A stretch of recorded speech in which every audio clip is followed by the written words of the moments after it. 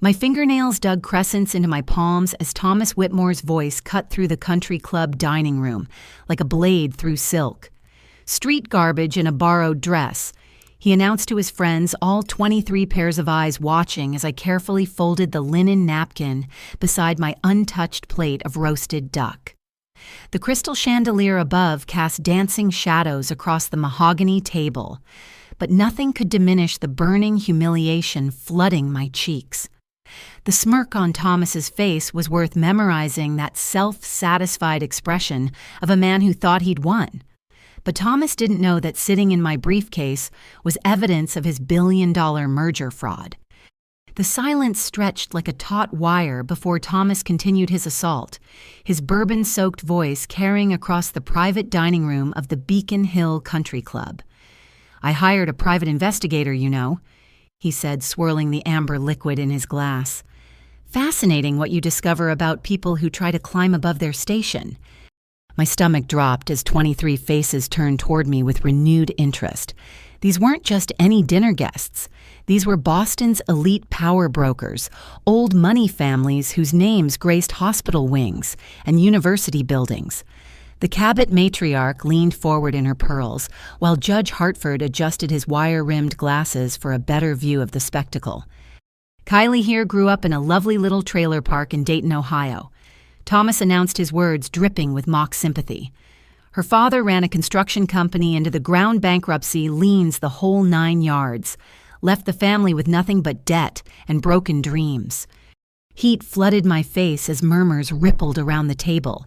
I caught Mrs. Pemberton whispering to her husband behind her jeweled hand, while the Ashworth twins pulled out their phones to discreetly record the social assassination unfolding before them. "But our Kylie here is resourceful," Thomas continued, relishing every word. "Worked 3 jobs through community college gas station, attendant, diner, waitress, and house cleaner. Can you imagine those hands that scrub toilets now trying to hold champagne flutes at charity galas?" My boyfriend Marcus sat frozen beside me, his face pale but his mouth firmly shut. Not once did he move to defend me or tell his father to stop. His silence cut deeper than any of Thomas's words. "She managed to transfer to Boston University on need-based aid," Thomas pressed on. "Full scholarship for underprivileged students. Quite the climb from Trailer Park to Beacon Hill, wouldn't you say?" Patricia Whitmore, Thomas's wife, finally spoke up from across the table. "Thomas, dear, perhaps we could—" "Oh, I'm not finished," he interrupted, holding up his hand. "The best part is how she thinks she belongs here now. Designer dress, probably rented for the occasion, trying to fit in with her betters." His laugh was cold and calculating. "Some people simply don't understand that breeding matters. You can dress up street garbage, but it's still garbage underneath." The room fell silent except for the gentle clink of someone setting down their water glass. I realized this wasn't spontaneous cruelty fueled by alcohol. This was a calculated, premeditated attack designed to humiliate me so thoroughly that I would disappear from Marcus's life forever. Thomas had orchestrated this entire dinner as a public execution of my character, using Boston's social elite as his willing audience. Dr. Williams from Massachusetts General shifted uncomfortably in his chair while the Beckworth sisters exchanged meaningful glances. These people would spread this story through every drawing room and yacht club from Back Bay to Martha's Vineyard before the weekend ended. As Thomas lifted his bourbon in a mock toast, his eyes gleaming with triumph, I made a decision that would change everything. I wouldn't run. I wouldn't cry. I would remember every word, every face, every detail of this moment, because someday, somehow, I would make sure Thomas Whitmore understood exactly what kind of mistake he'd just made. My chair scraped against the polished hardwood floor as I stood ignoring the collective intake of breath from the dinner guests. "Excuse me." I managed my voice steadier than I felt. "I need to freshen up." Walking through the country club's ornate hallways felt like moving underwater. Oil paintings of long-dead Brahmins stared down from gilded frames, their disapproving expressions mirroring the faces I'd left behind in the dining room. My heels clicked against marble floors that probably cost more than my father's annual income before his business collapsed. The ladies' powder room was empty, thank God. I gripped the marble vanity and stared at my reflection in the antique mirror. The woman looking back at me wore a navy blue cocktail dress I'd saved for months to afford, not rented as Thomas had suggested. My dark hair was pulled back in an elegant chignon that had taken me an hour to perfect. But all I could see now was what Thomas saw an imposter playing dress-up in a world where I didn't belong. I splashed cold water on my wrists, trying to calm the rage burning in my chest. The bathroom door opened with its characteristic squeak, and I quickly ducked into one of the private stalls, not ready to face whoever had entered. "Gregory, you worry too much," came Thomas's unmistakable voice from the hallway outside. "The environmental assessments are clean as a whistle." My blood froze. Gregory Harrison was Thomas's business partner, a nervous man with thinning hair who'd barely spoken during dinner. I pressed myself against the stall door, straining to hear their conversation through the powder room's open window. Those reports were supposed to be confidential. Gregory's voice carried a tremor of anxiety. "If anyone discovers what we've done with the soil contamination data, nobody's going to discover anything." Thomas interrupted with the confidence of a man accustomed to getting his way. "The Meridian Industries acquisition goes through next week exactly as planned. $300 million in inflated value thanks to our creative interpretation of those pesky environmental concerns." My hands trembled as I pulled out my phone, quickly activating the voice recorder. This was securities fraud on a massive scale, the kind of white-collar crime that destroyed retirement funds and pension plans. But the groundwater contamination alone should trigger a $200 million cleanup requirement, Gregory protested. "We're talking about heavy metals, industrial solvents, God knows what else from decades of improper disposal. If the EPA gets involved..." "The EPA won't get involved because they'll never see the real assessment reports," Thomas said with chilling matter-of-factness. "Our friends at Environmental Solutions, Inc. have provided us with beautifully sanitized documents that show minimal impact. Meanwhile, the actual contamination data sits safely in my private safe, where it will remain until long after we've closed this deal." I felt sick to my stomach. Meridian Industries was a manufacturing company with facilities across 3 states. Thousands of investors, including pension funds representing teachers, firefighters, and police officers, were planning to sink their retirement savings into what they believed was a clean, profitable acquisition. The pension funds alone represent over 400,000 individual investors. Gregory continued, his voice barely above a whisper. "If this deal collapses when the real environmental costs surface, then they should have done better due diligence." Thomas cut him off coldly. "I'm not running a charity here, Gregory. We're businessmen. Sometimes that means making difficult decisions." "Difficult decisions." Gregory's voice cracked. "Thomas, we're talking about people's life savings. Retirement funds for public employees who've worked 30 years believing their pensions were safe. If they lose everything because we hid contamination that makes Meridian worthless, they'll lose their money whether we're involved or not," Thomas replied with frightening calm. "At least this way we profit from the inevitable. The contamination has been there for decades. We didn't create it. We're simply choosing not to advertise it." My phone captured every word as Thomas laid out his strategy to defraud investors while enriching himself. But as I listened to him describe the pension fund victims, a terrible realization began to form. I thought about my father's construction company, how it had failed so suddenly after acquiring what seemed like prime commercial property, how the cleanup costs had bankrupted him when unexpected contamination surfaced months after the purchase.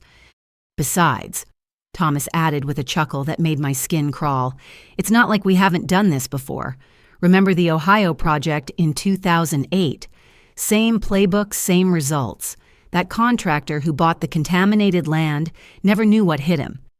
Ohio, 2008, the year my father lost everything." I remained hidden in the powder room stall long after Thomas and Gregory's footsteps faded down the hallway. My mind raced as I tried to process what I'd just heard.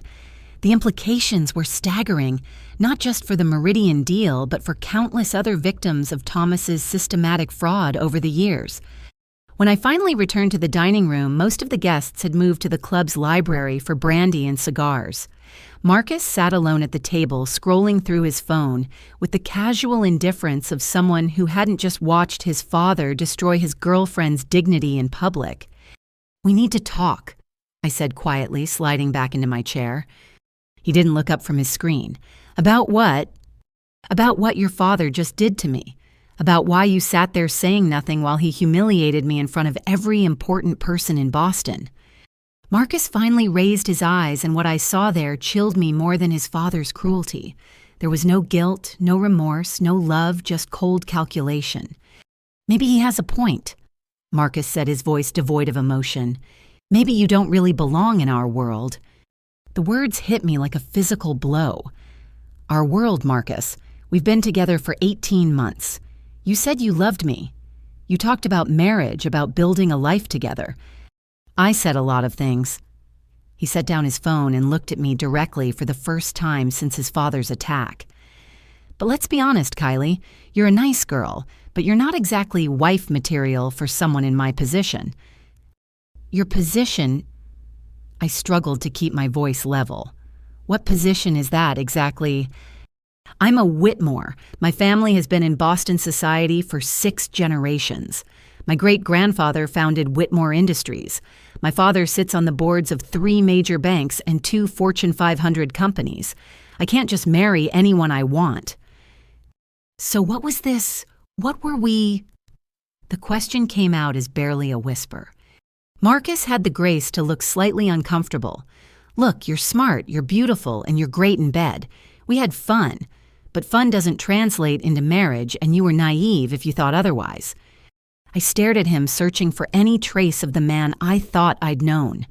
The man who'd brought me soup when I was sick, who'd spent hours listening to me talk about my dreams of working in finance, who'd held me while I cried about missing my father. "There's something else."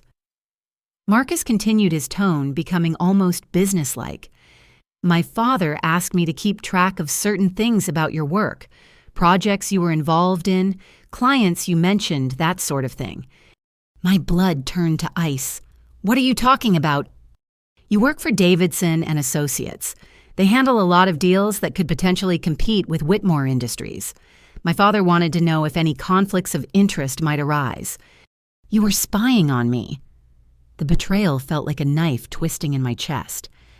"I was protecting family interests," Marcus corrected. "You talked about your work all the time.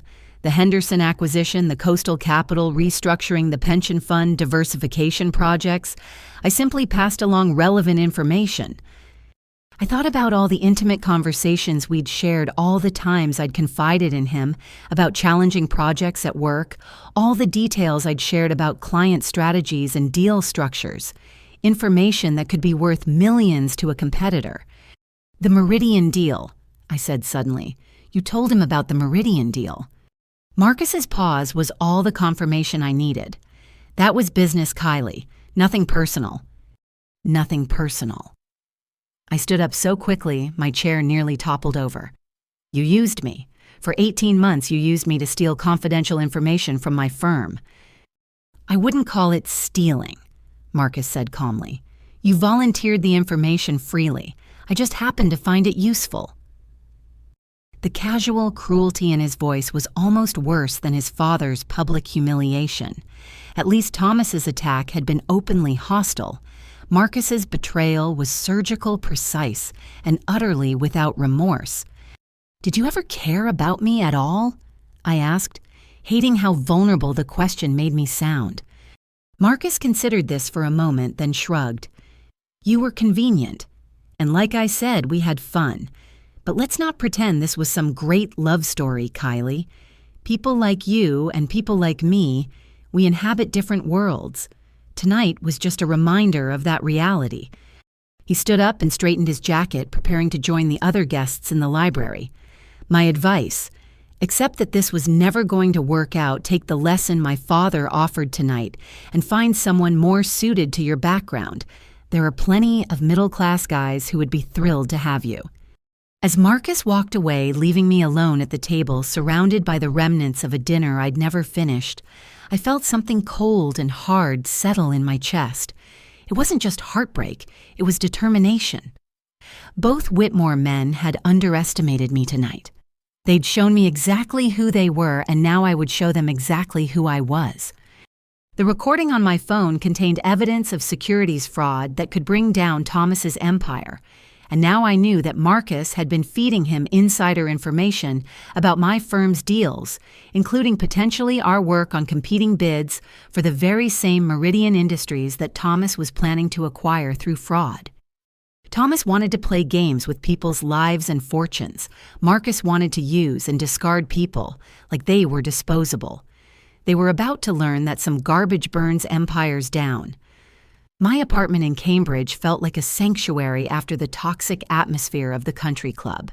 I kicked off my heels and immediately went to my laptop, the recording from my phone already uploaded and saved in 3 different locations. The Whitmore men might have money and connections, but I had something they didn't evidence of their crimes. I brewed a pot of coffee and settled in for what I knew would be a long night of research. The name Meridian Industries had been familiar when I first heard it, and now I needed to figure out why. My firm's client database required several security clearances to access from home, but as a senior analyst, I had the necessary permissions. As I scrolled through active projects, my heart began to pound. There it was, Meridian Industries acquisition file number M2024-473. The lead advisor listed was Sarah Davidson, my boss, and the founding partner of Davidson & Associates. The acquiring entity was Coastal Capital Group, one of our most important institutional clients. I opened the project files and felt my blood pressure spike as I read the details. For the past 4 months, our firm had been working around the clock to structure a legitimate bid for Meridian Industries. Sarah had assembled a team of environmental lawyers, forensic accountants, and industrial specialists to conduct the most thorough due diligence possible.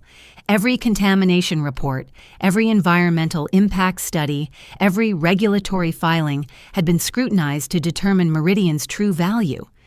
According to our analysis, Meridian was worth approximately $420 million, assuming proper environmental cleanup and regulatory compliance.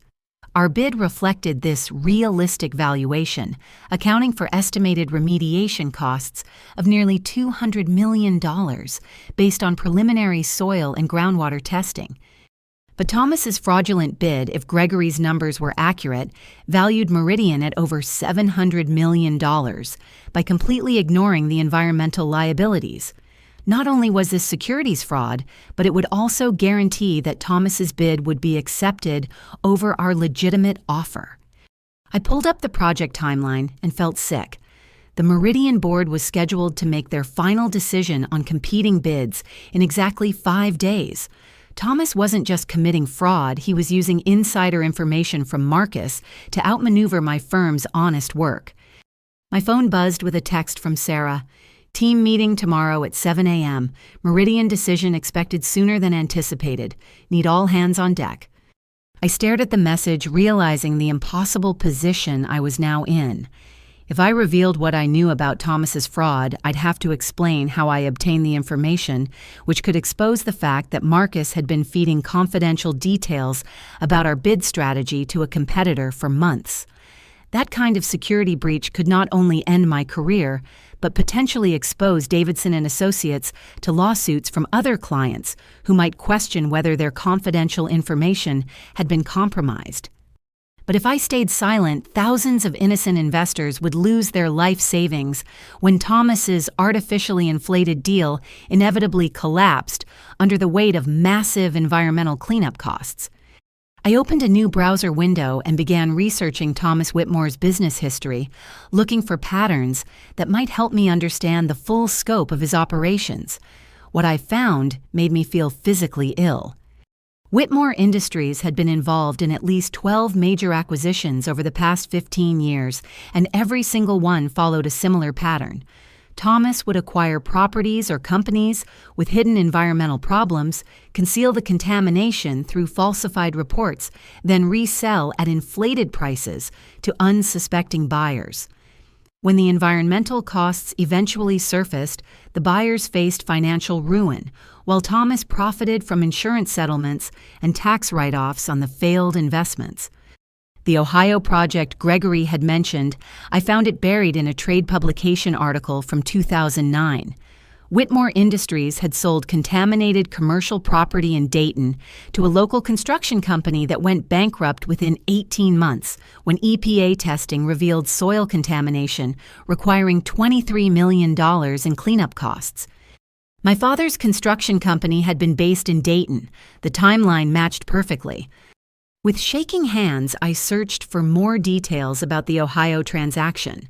The construction company that had purchased the contaminated property was called Morrison Building Solutions.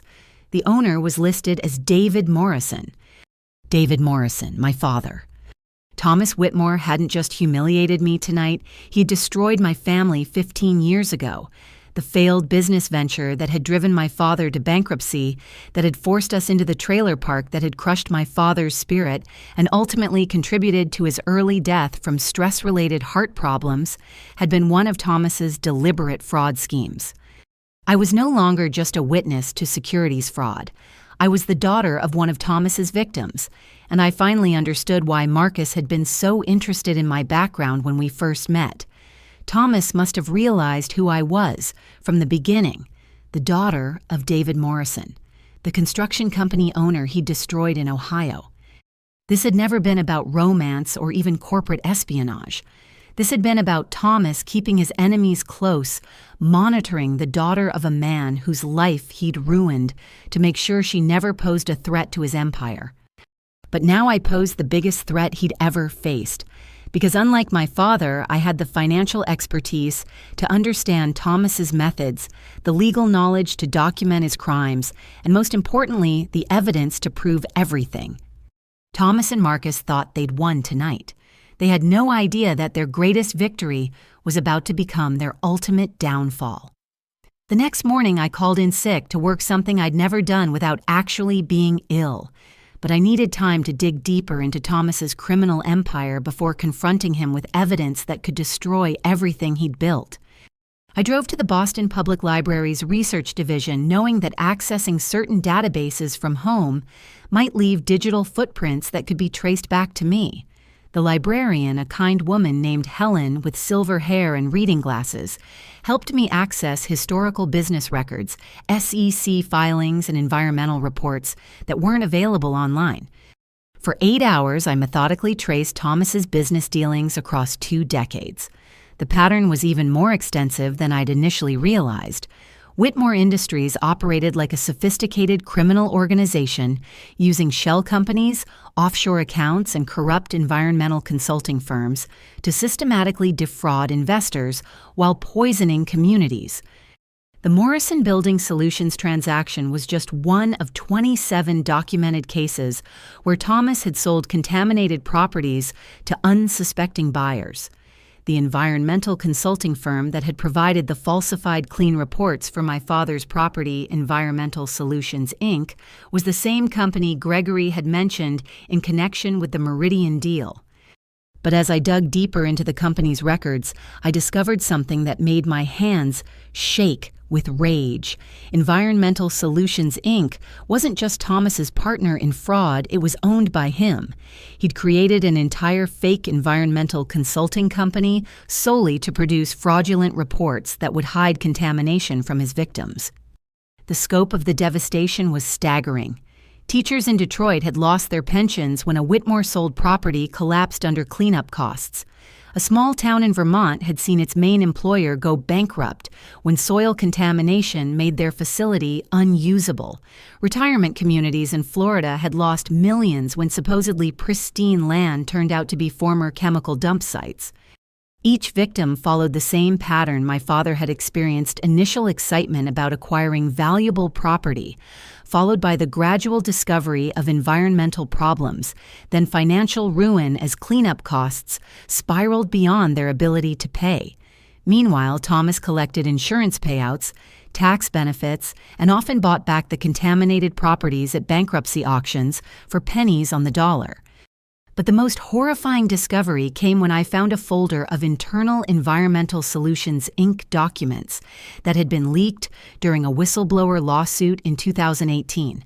The case had been settled out of court with strict confidentiality agreements, but the initial court filings were still public record. Among the leaked documents was an email from Thomas to the head of Environmental Solutions, Inc., with the subject line, Morrison Project Final Cleanup. The email, dated 3 months after my father's bankruptcy, contained a single chilling line: target eliminated. Property acquisition proceeding as planned. Target eliminated. My father wasn't just collateral damage in Thomas's fraud scheme, he had been specifically targeted for destruction. Thomas had researched my father's construction business, identified it as a potential threat to his land acquisition plans in the Dayton area, and deliberately sold him contaminated property to eliminate the competition. The medical examiner's report listed my father's cause of death as myocardial infarction, a heart attack brought on by severe stress and financial pressure. But now I knew the truth. Thomas Whitmore had murdered my father as surely as if he'd pulled a trigger. The stress of losing everything, of facing lawsuits he couldn't afford to fight, of watching his life's work crumble because of hidden contamination, that stress had killed him. I printed every document, photographed every screen, and saved every file. By the time I left the library, I had assembled a case that could send Thomas to prison for decades. But as I drove home through Boston's evening traffic, I realized I'd also discovered something else that changed everything. Among the Environmental Solutions, Inc. documents was a list of upcoming projects properties that Thomas planned to sell using falsified environmental reports. The Meridian Industries site was on that list, but it wasn't the only one. There were 6 other major deals planned over the next 18 months, representing over $2 billion in fraudulent transactions that would devastate pension funds, retirement accounts, and municipal investments across the country. The Meridian deal wasn't just one crime, it was the first domino in a series of fraudulent schemes that would destroy thousands of families' financial security. If I could stop Thomas now, I wouldn't just be avenging my father's death. I'd be preventing countless future victims from experiencing the same devastation my family had endured. But I also realized that I couldn't do this alone. Thomas had too much money, too many connections, and too much political influence for a single person to challenge successfully. I needed allies, people with their own reasons to want to see Thomas Whitmore brought to justice. As I pulled into my apartment complex, I noticed a black sedan with tinted windows parked across the street. The same car had been behind me when I left the library. Thomas might be arrogant, but he wasn't stupid. If he suspected I was investigating him, he would take steps to protect himself. I was running out of time to build a case against him. But more importantly, I was running out of time to save the thousands of innocent people whose retirement funds would be destroyed when Thomas's Meridian fraud inevitably collapsed. The war between us had begun the moment he called me garbage at that dinner table. But now I understood that this wasn't just about personal revenge, it was about justice for every family Thomas had destroyed, starting with my own. Sunday morning brought an unexpected phone call that changed everything. I was reviewing my research files when my phone rang, displaying an unknown Boston area code. Is this Kylie Morrison? The voice was female, nervous, and vaguely familiar. Yes, who is this? This is Patricia Whitmore. We need to talk. I nearly dropped the phone. Mrs. Whitmore, I don't think... Please, she interrupted. I know what my husband said to you Friday night was inexcusable, but there are things you need to know about Thomas that go far beyond dinner party cruelty. Can you meet me somewhere private? An hour later, I sat across from Patricia in a small coffee shop in Brookline, far from the social circles where she might be recognized. Without her designer gown and jewelry, she looked older, more fragile, and utterly exhausted. I've been married to Thomas for 25 years. She began her hands wrapped around a coffee cup for warmth despite the mild weather. When I married him, I thought he was an honorable businessman who'd built his fortune through hard work and intelligence. What changed? I asked carefully. Patricia's laugh was bitter. Nothing changed. I just gradually discovered who he really was. The first hint came about 5 years into our marriage when I found documents in his home office environmental reports that had been altered. When I asked him about them, he told me I was misunderstanding technical language. She reached into her purse and pulled out a thick envelope. But I'm not stupid, Kylie. I have a master's degree in environmental science from MIT. I know what soil contamination reports look like, and I know when they've been falsified. My heart began to race. You've been documenting his crimes. For 15 years, Patricia confirmed. Every forged document I could copy, every suspicious conversation I could record, every meeting with corrupt officials I could photograph. I've been building a case against my own husband because I couldn't live with the knowledge of what he was doing to innocent people. She slid the envelope across the table. But I never had the financial expertise to understand the full scope of his operations. I knew he was committing fraud, but I didn't understand the securities law violations, the pension fund implications, the systematic nature of his schemes. I opened the envelope with trembling hands. Inside were hundreds of photographs of documents, USB drives containing audio recordings and detailed notes spanning years of Thomas's criminal activities. This wasn't just evidence, it was a complete roadmap of his entire fraudulent empire. Why didn't you go to the authorities? I asked. Patricia's expression darkened. Because Thomas isn't just a businessman, he's a predator who protects himself by destroying anyone who threatens him. Our prenuptial agreement leaves me with nothing if I divorce him. No money, no property, no security. And he's made it clear that if I ever betrayed him, he would ensure I faced criminal charges as an accomplice. But you weren't an accomplice. You were documenting evidence. Try explaining that to a jury when Thomas's lawyers present forged documents showing that I helped plan his schemes. He's created fake email accounts in my name, falsified financial records showing payments to me from his shell companies, even manufactured evidence that I was the one who contacted Environmental Solutions, Inc. about falsifying reports. The sophistication of Thomas's protection scheme was breathtaking. He hadn't just committed crimes, he'd built an entire system to frame his own wife if she ever tried to expose him. So why are you coming to me now? I asked. Patricia's eyes filled with tears. Because Friday night, when I watched him destroy you in front of all those people, I realized I couldn't stay silent anymore. You remind me of myself 25 years ago, intelligent, ambitious, believing that good people could build honest lives. Thomas crushed that idealism in me, but he hasn't crushed it in you yet. She leaned forward, her voice dropping to a whisper. And because I know who your father was, David Morrison. Thomas didn't just sell him contaminated land, Kylie. He targeted your father specifically because Morrison Building Solutions was planning to bid on the same municipal contracts Thomas wanted. Your father's death wasn't collateral damage, it was murder by financial warfare. The coffee shop seemed to spin around me. You knew all this time, you knew Thomas killed my father. I found the targeting documents in his files 3 years after it happened. By then, the statute of limitations had passed for most of the charges, and I had no way to contact you without exposing myself. But I've been waiting for an opportunity to make things right. Patricia reached across the table and grasped my hand. I can't bring your father back, Kylie, but I can help you make sure Thomas never destroys another family. The evidence in that envelope includes everything you need to prove the Meridian fraud, plus documentation of 23 other schemes spanning 15 years, including the Morrison Building Solutions transaction.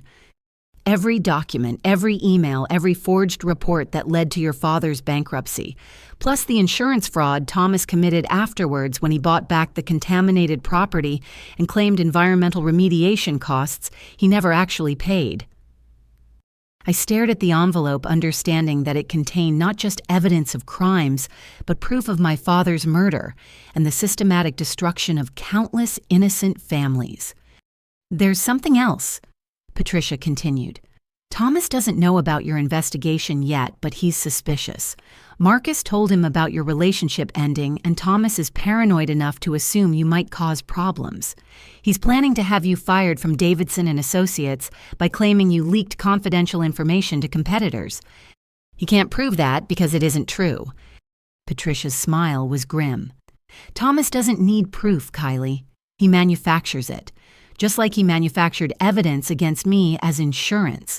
Right now, his people are creating fake email accounts, falsified transaction records, and forged communications that will make it appear you've been selling insider information for months." The trap was already being set. Thomas wasn't just protecting himself from my potential investigation, he was actively working to destroy my credibility before I could expose his crimes. "How much time do I have?" I asked. "The Meridian board meets Wednesday to finalize the acquisition. Thomas plans to have you discredited by Tuesday, ensuring that any accusations you make will be dismissed as the desperate lies of a disgraced former employee." I looked at the evidence Patricia had gathered, understanding that it represented my only chance to stop Thomas before he destroyed both my career and the financial security of thousands of innocent investors. "Will you testify?" I asked. Patricia was quiet for a long moment. "If you can guarantee my protection from Thomas's retaliation, yes. But Kylie, you need to understand what you're up against. Thomas has judges in his pocket, politicians on his payroll, and enough money to make evidence disappear. This won't be easy." "Nothing about fighting monsters ever is," I replied, thinking of my father's gentle hands and the stress lines that had appeared on his face during those final months. "But some fights are worth having regardless of the cost." As we left the coffee shop, Patricia handed me a final envelope. "One more thing," she said. "Thomas isn't working alone on the Meridian deal. His business partner, Gregory Harrison, is being blackmailed into cooperation. If you can find a way to approach Gregory safely, you might find another ally in this fight."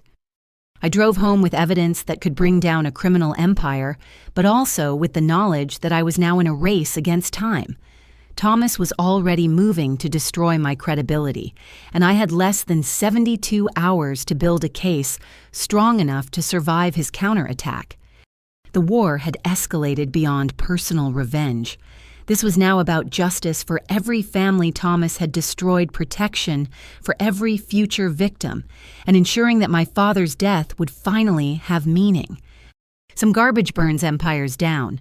Thomas was about to learn exactly how hot that fire could burn. Monday morning arrived with the kind of autumn crispness that usually filled me with optimism.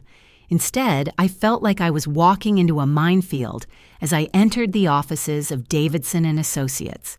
The evidence Patricia had given me was safely stored in a bank security deposit box, but I knew Thomas's counterattack was already in motion. My assistant Jennifer looked unusually nervous when I arrived. "Kylie Sarah wants to see you in her office immediately." She seemed upset. Sarah Davidson was a formidable woman who'd built her firm through intelligence, integrity, and an unwavering commitment to ethical business practices. At 62, she was one of the most respected financial advisors in Boston, known for her meticulous attention to detail and her refusal to compromise her principles for profit. "Close the door," she said as I entered her corner office overlooking the harbor. Her expression was grimmer than I'd ever seen it. "Sarah, if this is about taking Friday off—" "It's not about Friday," she interrupted, turning her computer monitor toward me. "It's about this." On the screen was an email thread that made my blood run cold. The messages appeared to be from my corporate email address sent to an account labeled kmorrison.consulting@eggmail.com. The emails contained detailed information about Davidson and Associates' client strategies, including confidential details about the Meridian Industries bid. "That's not my email address," I said immediately. "I don't have a consulting business, and I've never sent confidential client information to anyone." The IT department confirmed these emails originated from your workstation, Sarah replied coldly. The metadata shows they were sent during regular business hours over the past 3 months. The consulting account has received payments totaling $47,000 from accounts linked to foreign investment firms. I stared at the screen in horror. The emails were perfectly crafted to look like insider trading communications, complete with details only someone with access to our client files could know. But the writing style was subtly different from mine, and the information was arranged in ways that suggested someone was reconstructing conversations rather than reporting them firsthand. Sarah, this is fabricated. Someone is trying to frame me. The evidence suggests otherwise. Sarah opened another folder on her computer. These are bank records showing deposits into an account linked to that consulting email address. The deposits correspond exactly with the dates of major client announcements that would have been valuable to competitors. What account? I've never opened any consulting account. The account was opened 3 months ago with your social security number and driver's license information. The signature on the banking documents matches your employment records. Thomas's reach was even more sophisticated than I'd imagined. He hadn't just forged emails, he'd created an entire false financial trail, complete with bank account signatures and transaction records that would be almost impossible to disprove without extensive forensic analysis. This is identity theft and fraud, I said desperately. Someone has stolen my personal information to create false evidence against me. Sarah's expression softened slightly. Kylie, I've known you for 3 years. This doesn't match your character or your work ethic, but the evidence is overwhelming and we have a fiduciary responsibility to our clients. If you've been leaking confidential information, it could expose the firm to massive liability claims. Who brought this to your attention? I asked, though I already knew the answer. We received an anonymous tip Friday evening, someone claiming to be a concerned party who discovered evidence of insider trading. The information was too detailed and too well documented to ignore. Friday evening, hours after Thomas's dinner party attack, he'd already begun implementing his plan to destroy my professional reputation. Sarah, I need you to listen to me very carefully, I said, sitting forward in my chair. I'm being framed by someone with extensive resources and criminal connections. The Meridian Industries deal we're working on involves securities fraud at the highest levels, and I've stumbled onto evidence that could expose a billion-dollar criminal enterprise. That's a very serious accusation, Kylie. I have documentation proving that the competing bid for Meridian is based on falsified environmental reports designed to hide massive contamination costs. The fraud involves forged government assessments, bribery of regulatory officials, and systematic deception of pension fund investors. Sarah studied my face carefully. Do you have proof of these allegations?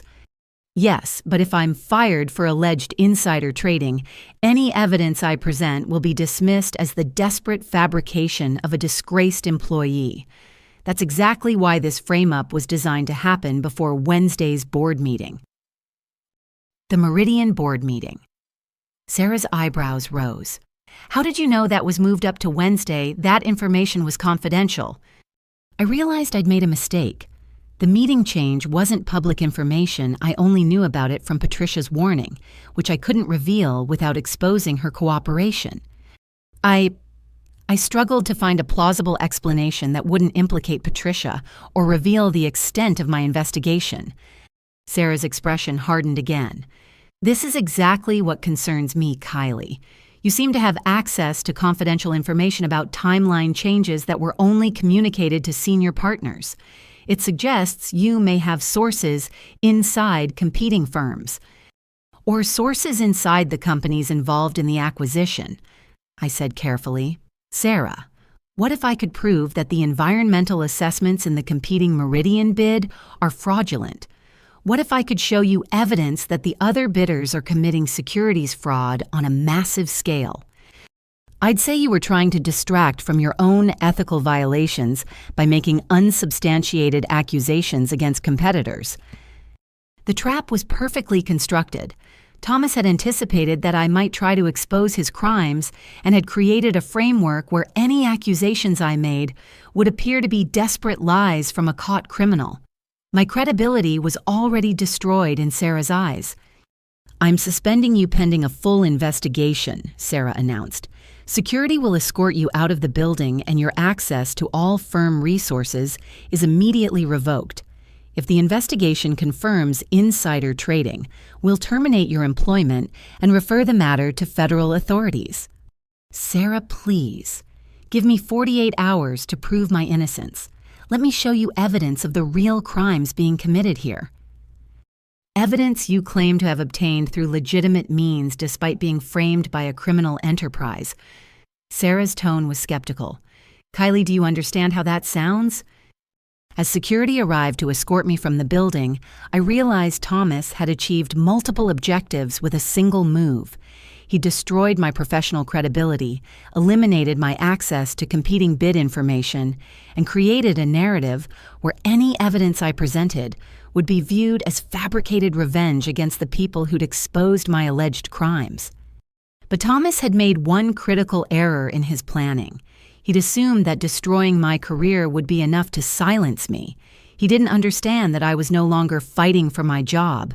I was fighting for justice for my father and protection for thousands of innocent investors. The frame-up had succeeded in discrediting me professionally, but it had also freed me from any obligation to protect Davidson and Associates from the collateral damage of exposing Thomas's crimes. I no longer had to worry about confidentiality agreements or professional ethics constraints. Thomas wanted to play dirty. He was about to discover that he'd just unleashed an opponent with nothing left to lose and everything to fight for. Tuesday morning found me sitting in a downtown Boston diner, staring at a cup of coffee that had grown cold while I tried to figure out my next move. With my professional credibility destroyed and my access to resources eliminated, I felt like David facing Goliath without even a slingshot. That's when Gregory Harrison walked through the diner's front door. He looked terrible, unshaven, rumpled suit, the kind of exhaustion that comes from sleepless nights filled with guilt and fear. He scanned the dining area nervously before his eyes found mine. For a moment I thought he might flee, but instead he approached my corner booth with the hesitant steps of a man walking to his execution. "May I sit down?" he asked quietly. I nodded, curious about what Thomas's business partner could possibly want with me. Gregory slid into the opposite seat and immediately began speaking in a rushed whisper. "I know what happened to you at Davidson and Associates. Thomas told me about the frame-up about how he destroyed your career to prevent you from interfering with the Meridian deal." "And you're here to gloat?" I asked bitterly. "I'm here to help you stop him," Gregory said, his voice cracking with emotion. "Because I can't live with what we've done anymore, and you're the only person with the knowledge and motivation to bring Thomas down." I studied his face, looking for signs of deception. "Why would you betray your business partner?" Gregory's hands shook as he reached for his coffee. "Because Thomas isn't my partner, he's my blackmailer. And because I finally realized that helping him commit crimes makes me just as responsible for destroying innocent people's lives." "What do you mean, blackmailer?" 5 years ago, my daughter Emma was diagnosed with acute lymphoblastic leukemia. She was 12 years old. The treatment costs were astronomical experimental therapies, specialized medications, round-the-clock nursing care. My insurance covered some of it, but we were looking at over $400,000 in out-of-pocket expenses. Gregory's voice dropped to barely a whisper. "I embezzled money from our firm's client accounts to pay for Emma's treatment. Just borrowing it, I told myself. I'd pay it back once she recovered and I could focus on work again. Thomas discovered the embezzlement. He discovered it, covered it up, and used it to control me ever since. Every time I tried to refuse participation in his schemes, he'd remind me that one phone call to the FBI would destroy not only my career, but Emma's medical care. She's in remission now, but still needs ongoing treatment that costs thousands of dollars each month." The elegant trap became clear. Thomas had allowed Gregory to steal money specifically to create leverage over him. It was the same pattern I'd seen in Patricia's situation. Thomas protected himself by ensuring his accomplices had more to lose than he did. But Emma's treatment will continue even if I go to prison, Gregory interrupted. I finally accepted that. My daughter is alive because I committed crimes, but other people's children are suffering because I helped Thomas destroy their parents' financial security. I can't live with that anymore. Gregory reached into his briefcase and pulled out a manila folder. These are the original environmental impact reports for Meridian Industries, the real ones before Thomas had them altered. The contamination is even worse than you probably realize. I opened the folder and felt my stomach drop. The genuine reports showed contamination levels that would require nearly $300 million in cleanup costs, not the $200 million I'd estimated. The affected area included residential neighborhoods and 3 schools built on land contaminated by decades of illegal chemical disposal. This isn't just financial fraud, I said, reading through the technical assessments. This is a public health emergency. Children are attending schools built on contaminated ground. It gets worse, Gregory continued. The contamination includes heavy metals and organic compounds that cause developmental delays and cancer. Thomas knows this, but he's planning to complete the sale before anyone discovers the health risks. Why are you telling me this? Why not go directly to the authorities? Gregory's expression was grim. Because I tried. Last month, I contacted the SEC's Boston office to report the securities fraud. 3 days later, the investigating agent called Thomas directly to discuss my allegations. Thomas has people everywhere: regulators, prosecutors, judges. Any official complaint gets back to him before it reaches anyone who might actually investigate. So how do we stop him? You still have credibility with one group of people who can't be bought, Gregory said. The media. Investigative journalists who specialize in financial crimes. If we can get irrefutable evidence to the right reporters, Thomas won't be able to suppress the story through political connections. I thought about this approach. The evidence would have to be absolutely bulletproof. After the frame-up at Davidson and Associates, any journalist will be skeptical of my motives. That's why we need Patricia, Gregory said. She has 15 years of documentation and she's never been accused of any crimes. Her testimony would corroborate everything we've discovered. You know about Patricia's cooperation. I've suspected for years that she was documenting Thomas's activities. She's too intelligent and too moral to be genuinely ignorant of his crimes. But I never approached her because I was afraid Thomas would realize she was a threat. A plan began forming in my mind.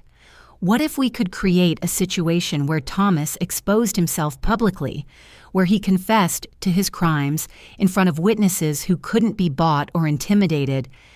How would we manage that? I smiled grimly, thinking about the country club dinner where this all began. By giving Thomas exactly what he wants, the opportunity to humiliate his enemies in front of an audience. His arrogance is his weakness. If we can create the right circumstances, he'll incriminate himself because he won't be able to resist bragging about his victories. Gregory considered this. The Meridian closing dinner is tomorrow night. Thomas is hosting a celebration at the Beacon Hill Country Club for all the major investors and political figures involved in the deal. He's planning to announce the successful acquisition and take credit for structuring the most profitable environmental acquisition in Massachusetts history. Perfect, I said. Thomas's greatest triumph will become his confession. But we'll need more than Patricia's documentation and your testimony. We'll need real-time evidence of him admitting to the crimes. What do you have in mind? Something that will ensure Thomas's own words destroy his empire. I replied, thinking of the recording device I'd used to capture his conversation with Gregory, and something that will finally give my father justice. As we left the diner, I realized that Thomas's greatest mistake hadn't been underestimating me. It had been creating so many victims that eventually some of them would find each other and fight back together. Tomorrow night at the same country club where he'd called me garbage, Thomas Whitmore would learn the true meaning of that phrase. Some garbage burns empires down, and his empire was about to go up in flames. That evening, I met Patricia and Gregory at a law office in Cambridge, far from the downtown legal district where Thomas might have informants. The attorney Rachel Chen specialized in whistleblower protection and financial crimes. More importantly, she had no connections to Boston's old money establishment and no reason to protect Thomas's interests. "What you're describing is a RICO case," Rachel said after reviewing the evidence we'd assembled. "Racketeering, conspiracy, securities, fraud, environmental crimes, and potentially murder charges if we can prove the connection between the environmental fraud and your father's death." "Can we build a case strong enough to guarantee conviction?" I asked. "The evidence is extensive, but there's a problem," Rachel admitted. "Thomas has been smart about compartmentalizing his operations. The forged documents come from shell companies. The bribery payments are routed through offshore accounts, and most of the direct communications are between Thomas and people who are either dead or too compromised to testify." "What about the Meridian deal?" Gregory asked. "That's happening in real time. We can document the fraud as it occurs." "That's our best opportunity," Rachel agreed. "But we need more than just evidence of this single crime. We need Thomas to admit to the broader conspiracy to reveal the scope of his operations in a way that can't be dismissed as isolated incidents." Patricia leaned forward. "I've been thinking about that. Thomas has one weakness that we haven't fully exploited: his need to be recognized as the smartest person in the room. He can't resist explaining his strategies when he thinks he's won." "The closing dinner tomorrow night," I said, understanding her direction. "If we can get him talking about his methods in front of the right audience—" "It won't just be any audience," Patricia continued. "Thomas has invited federal regulators, state environmental officials, and pension fund managers to celebrate the Meridian acquisition. If he confesses to fraud in front of those people, they'll have a legal obligation to report it." Rachel nodded slowly. "That could work, but only if we can record the confession and ensure it's admissible in court. Any evidence obtained through illegal surveillance would be inadmissible." "What if the recording devices were placed by someone with legitimate access to the venue?" I asked. "That would depend on the specific circumstances," Rachel replied carefully. "If a participant in the conversation consents to recording, it's generally legal in Massachusetts." I thought about the country club's layout, remembering the private dining room where Thomas had humiliated me. "Patricia, as Thomas's wife, you'd have legitimate access to the venue ahead of time, right?" "Yes, I'm hosting the dinner with him. I have complete access to set up decorations, arrange seating coordinate with the catering staff." "And Gregory, you're attending as Thomas's business partner." "Unfortunately, yes. He wants me there to answer technical questions about the environmental assessments if any of the regulators get curious." A plan crystallized in my mind. What if we could create a situation where Thomas feels compelled to defend his methods, where he's so confident in his victory that he explains exactly how he's been committing fraud for years? "How?" Rachel asked. "By putting him in a room with his victims," I said. "People he thinks he's destroyed who suddenly reappear to challenge him. His arrogance won't let him walk away from that confrontation." Patricia's eyes widened with understanding. "You're planning to attend the dinner?" "Not attend," I corrected. "Crash. Thomas will have security to keep out uninvited guests, but he won't be able to resist the opportunity to humiliate me again in front of federal officials, especially if I arrive with accusations he thinks he can easily discredit." "That's incredibly dangerous," Gregory protested. "Thomas has already destroyed your career. If you confront him publicly without irrefutable proof, he could have you arrested for trespassing harassment or worse." "He could," I agreed, "but he won't. Because Thomas's greatest weakness is his ego. He'll want to defeat me publicly to demonstrate his power over someone who dared to challenge him. And when he does, he'll reveal more than he intends." Rachel looked concerned. "This plan requires Thomas to incriminate himself voluntarily. That's a significant gamble. It's not a gamble if we understand his psychology, Patricia said thoughtfully. Thomas genuinely believes he's superior to everyone around him.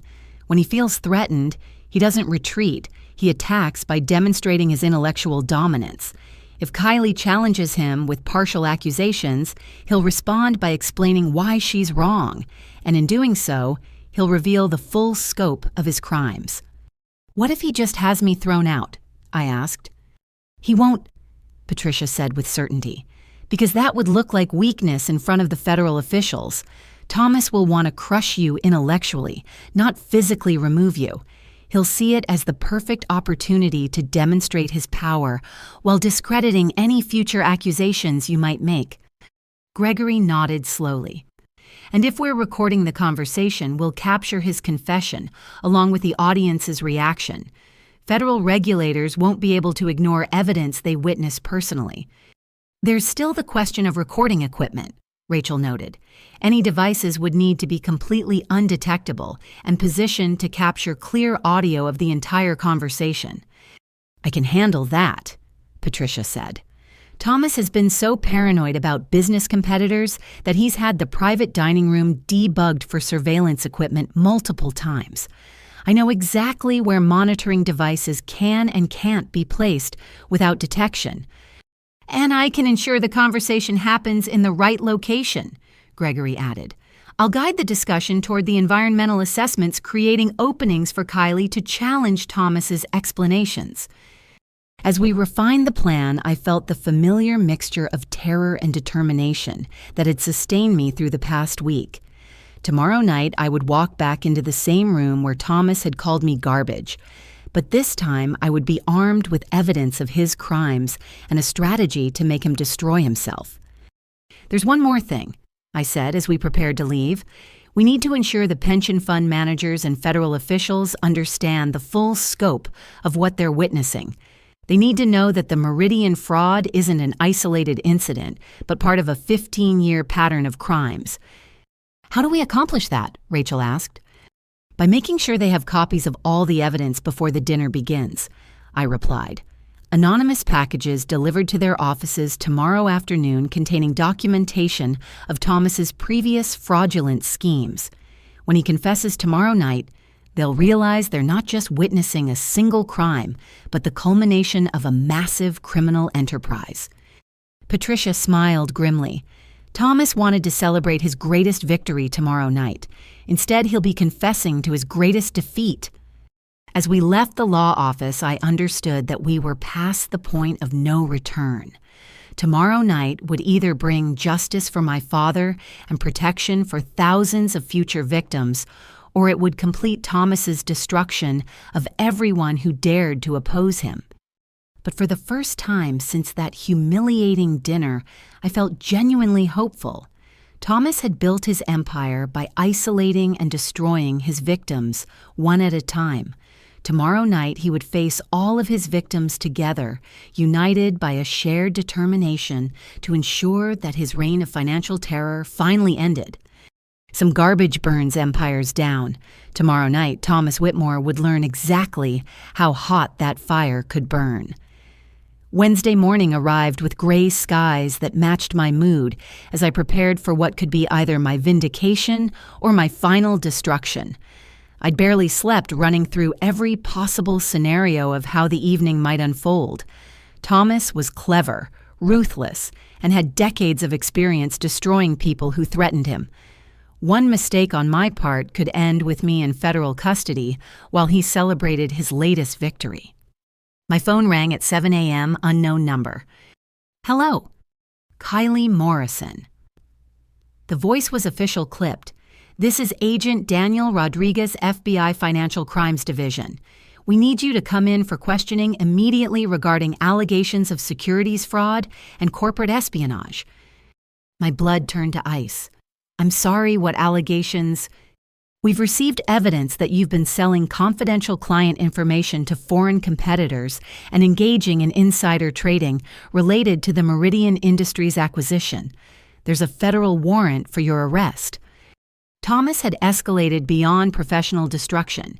He was using his political connections to have me arrested before tonight's confrontation. Agent Rodriguez, I think there's been a misunderstanding. I can explain. Ma'am, you need to understand the seriousness of these charges. Wire fraud violation of the Economic Espionage Act conspiracy to defraud investors. You're looking at 20 years in federal prison if convicted. 20 years. For crimes I'd never committed based on evidence Thomas had manufactured. Can I at least call my attorney? You can call your attorney from federal custody. We're en route to your location now. I hung up and immediately called Rachel Chen. They're coming to arrest me. Thomas has convinced the FBI that I'm the criminal. Don't say anything without me present, Rachel said immediately. I'll meet you at the federal building. This is exactly what we anticipated Thomas using law enforcement as a weapon to silence his opponents. Through my apartment window, I could see black SUVs pulling into the parking lot. Federal agents in tactical gear were already surrounding the building. Thomas hadn't just called in a favor, he'd convinced the FBI that I was a dangerous criminal requiring a full tactical response. The knock on my door was polite but firm. FBI, please open the door, Ms. Morrison. I opened the door to find Agent Rodriguez, a middle-aged man with steel gray hair and tired eyes, flanked by 4 other agents. Kylie Morrison, you're under arrest for wire fraud conspiracy and violations of federal securities laws. You have the right to remain silent.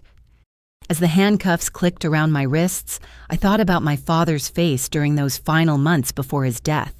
The stress lines, the sleepless nights, the gradual realization that he was trapped in a system designed to destroy him. Now I understood exactly how he'd felt. The federal building's holding cells were clean but cold, filled with the kind of fluorescent lighting that made everyone look guilty. I sat on a metal bench for 3 hours before Rachel arrived with a legal pad and a grim expression. The charges are extensive, she said, sliding documents through the cell's slot. Wire fraud, computer crimes, violation of the Economic Espionage Act conspiracy to defraud investors. But here's the interesting part. The evidence against you is almost too perfect. What do you mean? The digital forensics show that the incriminating emails were sent from your workstation, but the metadata indicates they were composed using software you don't have installed on your computer. The bank records show deposits into an account opened with your social security number, but the signature analysis reveals subtle differences that suggest forgery. Can we prove it's fabricated? With time, yes. But that's exactly what Thomas is counting on, keeping you in custody until after the Meridian deal closes. By the time we can prove your innocence, the fraud will be complete and thousands of investors will have lost their retirement savings. I slumped against the cold concrete wall. So he wins. After everything we've discovered, after all the evidence we've gathered, Thomas still manages to silence me at the crucial moment. Not necessarily, Rachel said, lowering her voice. The FBI agents who arrested you aren't corrupt. They're following what appears to be legitimate evidence. Agent Rodriguez specifically mentioned that they received the tip about your alleged crimes from a concerned party with extensive documentation. Thomas. Almost certainly. But here's what's interesting. The concerned party also provided information about irregularities in the Meridian Industries' environmental assessments. The FBI is planning to investigate those claims after they finish processing your case. I sat up straighter. They have copies of the real environmental reports. Someone anonymously delivered comprehensive documentation of environmental fraud to the FBI's Boston office yesterday afternoon. The same documentation that Patricia has been gathering for 15 years. Patricia.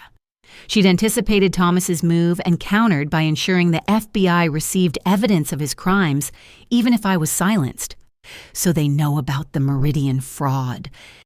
They know something is suspicious, but they won't act on it immediately because they need to verify the authenticity of the anonymous evidence. That process could take weeks. The Meridian deal closes tomorrow. Exactly. Which is why Thomas timed your arrest perfectly. By the time the FBI confirms that the environmental assessments are fraudulent, the acquisition will be complete and the pension fund money will be gone. I felt the walls of the cell closing in around me. Thomas had anticipated every move we'd made and countered with a strategy that used the legal system itself as a weapon against his victims. "There is one option," Rachel said carefully, "but it's extremely risky and could result in additional charges against you." "What option?" "The FBI is required to investigate credible threats to public safety immediately regardless of ongoing criminal cases. If they received evidence that the Meridian contamination posed an immediate health risk to children, specifically the 3 schools built on contaminated land, they'd be obligated to halt the acquisition pending emergency environmental testing." "How would we get them that evidence?" "Someone would need to deliver the health impact assessments directly to Agent Rodriguez, along with documentation showing that Thomas knew about the risks to children and chose to hide them to complete the fraudulent sale." I understood what she was suggesting. "You want me to confess to having evidence of crimes in order to report bigger crimes. I want you to fulfill your civic duty to report threats to public safety. The fact that you'd be admitting to investigative activities that could violate your bail conditions is unfortunate, but secondary to protecting children from contamination exposure." It was a desperate gamble. Admitting to possessing evidence could support Thomas's claims that I'd been conducting corporate espionage, but staying silent would guarantee that hundreds of children continued attending schools built on toxic waste, while their parents' pension funds were stolen to cover up the contamination. "Get me the health assessments," I said. "If the FBI won't listen to my accusations against Thomas, maybe they'll listen to my concerns about poisoned children." Rachel smiled grimly. "I'll contact Patricia immediately. She has medical documentation showing the connection between the contamination and childhood developmental disorders in similar cases." As Rachel left to gather the evidence, I realized that Thomas's greatest tactical error had been arresting me in a federal building filled with agents who'd sworn oaths to protect public safety. He'd assumed that framing me for financial crimes would silence any accusations I might make about his environmental fraud. But he'd forgotten that even accused criminals have the right to report threats to public safety. And unlike financial fraud, which could be explained away through legal technicalities, the prospect of poisoned children would demand immediate action from any honest law enforcement officer. Thomas wanted to use the FBI as his personal weapon. He was about to discover that weapons can be turned against their wielders. Agent Rodriguez was about to receive evidence that would force him to choose between protecting Thomas's business interests and protecting innocent children from toxic contamination. Some garbage burns empires down, and sometimes the very system designed to silence the garbage becomes the torch that lights the fire. 3 hours after Rachel left, Agent Rodriguez returned to my cell with a thick folder and an expression I couldn't read. Behind him walked a woman I didn't recognize, mid-40s professional suit, with the kind of confident bearing that suggested federal authority at a higher level than local financial crimes. Ms. Morrison. Agent Rodriguez said, "This is Agent Sarah Chen from the FBI's Public Corruption Unit. She needs to speak with you about some information that's come to light regarding your case."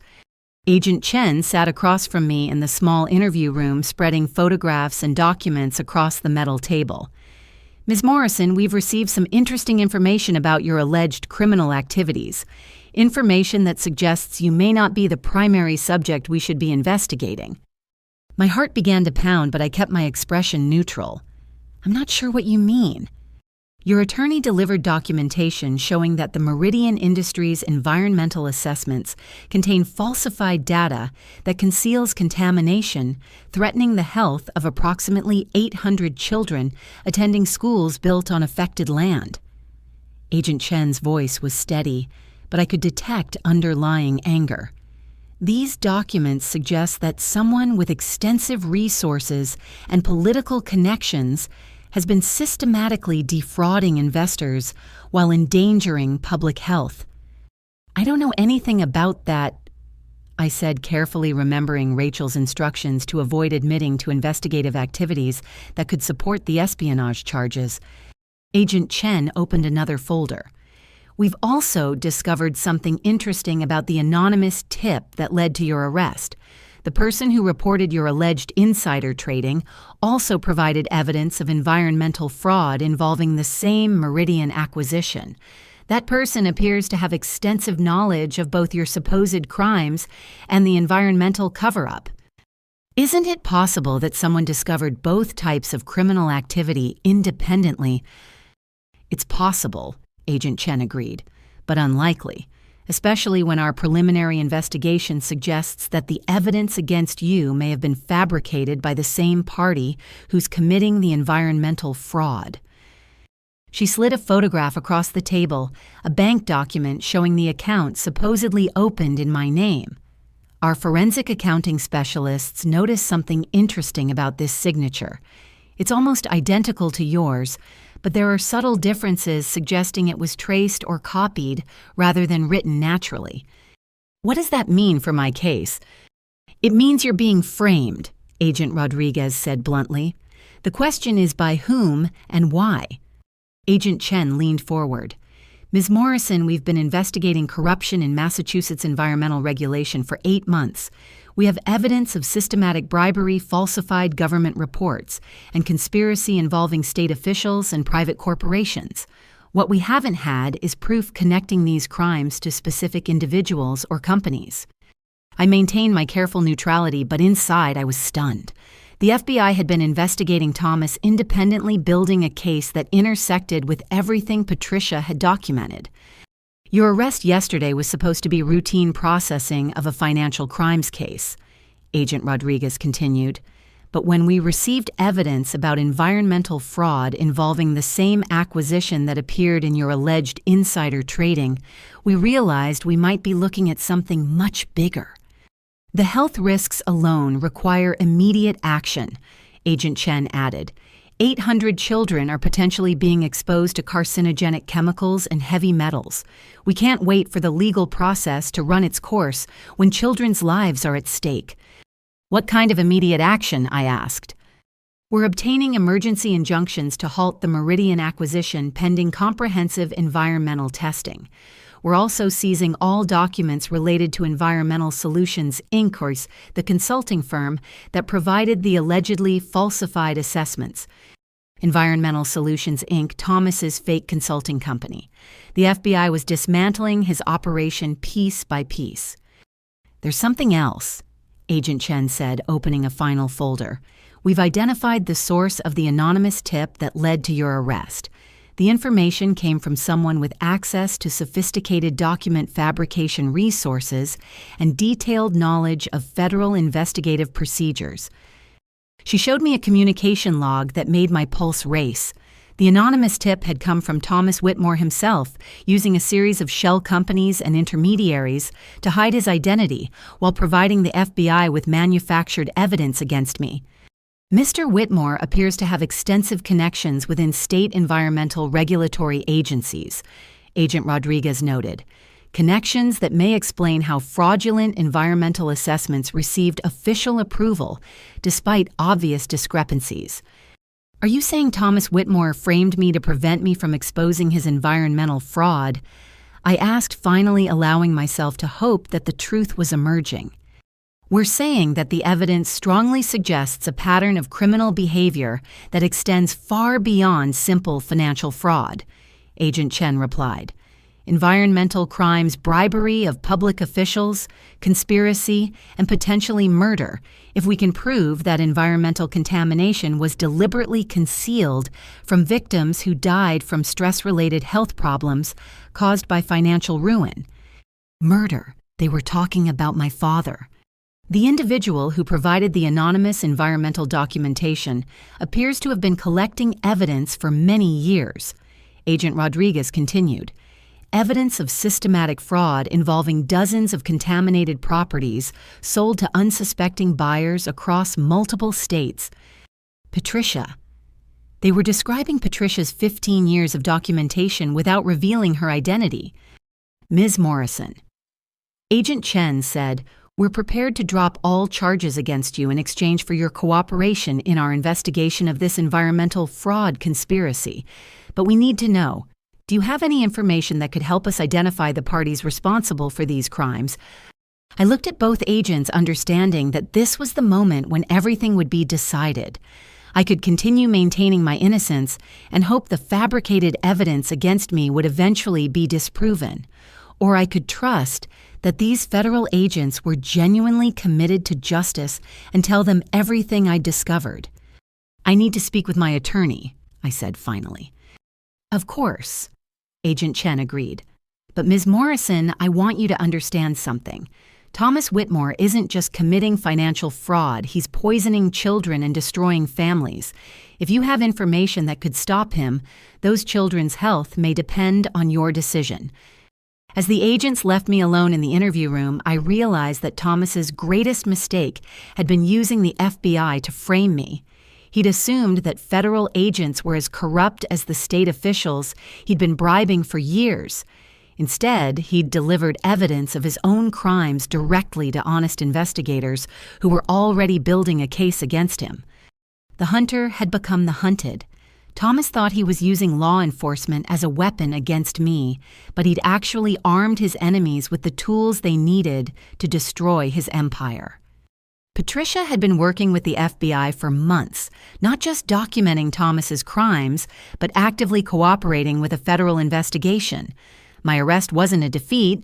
It was the final piece of evidence the FBI needed to prove that Thomas was systematically eliminating threats to his criminal enterprise. When Rachel returned, I would tell her everything, not because I trusted the system, but because I finally understood that the system included people like Agent Chen and Agent Rodriguez federal officers, who cared more about protecting children than protecting corrupt businessmen with political connections. Thomas had wanted to silence me by framing me for his crimes. Instead, he'd given me federal protection and a platform to expose the full scope of his criminal empire. Some garbage burns empires down, and Thomas had just handed me the matches. Agent Chen returned that afternoon with news that changed everything we thought we knew about the Meridian Industries contamination. She carried classified folders marked with Department of Homeland Security seals, and her expression was grimmer than I'd seen from any federal agent. "Ms. Morrison, we need to discuss the true nature of the contamination at the Meridian site." She began setting the folders on the interview room table. "What we've discovered goes far beyond industrial pollution or even environmental fraud. We're dealing with a national security issue." "National security?" I asked, confused. Agent Rodriguez joined us, closing the door behind him. "Our environmental specialists have analyzed soil samples from the Meridian property. The contamination includes chemical compounds that were never used in commercial manufacturing. These are substances that were only produced during classified military research programs in the 1980s. My stomach dropped. "What kind of military research?" "Chemical weapons testing," Agent Chen said quietly. "Specifically experimental nerve agents and biological weapons that were developed in violation of international treaties. The Meridian site was used as a testing ground for weapons that were supposed to have been destroyed decades ago. The implications hit me like a physical blow. The children attending those schools are being exposed to some of the most toxic substances ever created," Agent Rodriguez confirmed. "Compounds that cause neurological damage, developmental disorders, and aggressive forms of cancer. The health risks are exponentially worse than we initially realized." "How long has Thomas known about this?" I asked. Agent Chen opened one of the classified folders. "According to documents we've recovered, Thomas discovered the military contamination 3 years ago when he first acquired the property. Instead of reporting it to federal authorities as required by law, he covered it up and began planning to sell it to unsuspecting buyers." "But covering up military contamination, that's not just environmental fraud. That's terrorism," Agent Rodriguez said bluntly. "Under federal law, deliberately concealing weapons-grade chemical hazards that threaten public safety constitutes an act of domestic terrorism. Thomas Whitmore isn't just a financial criminal. He's a terrorist who's been poisoning American children to protect his profits." The scope of Thomas's evil was beyond anything I'd imagined. "What about the other properties? The other victims, like my father, were conducting emergency testing at 17 sites connected to Environmental Solutions, Inc. Agent Chen replied, "Preliminary results suggest that at least 6 properties contain similar military-grade contamination. Your father's construction site in Ohio is one of them. Weapons-grade contamination.